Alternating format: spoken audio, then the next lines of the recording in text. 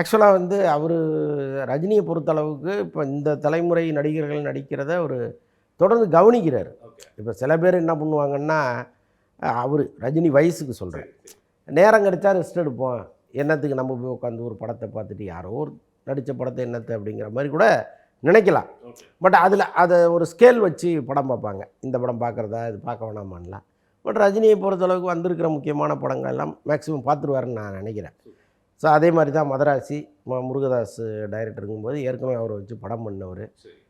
சிவகார்த்திகேயன் அவருடைய தீவிரமான ரசிகர் வேறு. ஸோ அதனால் ரைட் அந்த படத்தை பார்ப்போம்னு பார்த்துட்டு சும்மா பார்த்ததோடு இல்லாமல் அவங்கள கூப்பிட்டு பாராட்டியும் இருக்கார். ஸோ அது அவங்களுக்கு கொஞ்சம் விளம்பர ரீதியாக கொஞ்சம் யூஸ்ஃபுல்லாக இருக்கும். ஏன்னா இப்போ ரஜினி ஒரு படம் பார்த்துட்டு பாராட்டுறாரு அப்படிங்கும்போது ரஜினி ரசிகர்களில் ஒரு குறிப்பிட்ட சதவீதம் பேர் தலைவரே சொல்லிட்டார் நம்ம போய் பார்ப்போம்னு போவாங்க. ஸோ இதெல்லாம் ஒரு அடிஷ்னல் பெனிஃபிட் தான். ஒருத்தர் வந்து ஒரு படத்தை பார்த்துட்டு வெளிப்படையாக சொல்கிறதுங்கிறது இன்னொருத்தருக்கு ஒரு அடிஷ்னல் பெனிஃபிட்டாக மாறுது இங்கே. ஸோ அது கூட நம்ம எடுத்துக்கலாம்.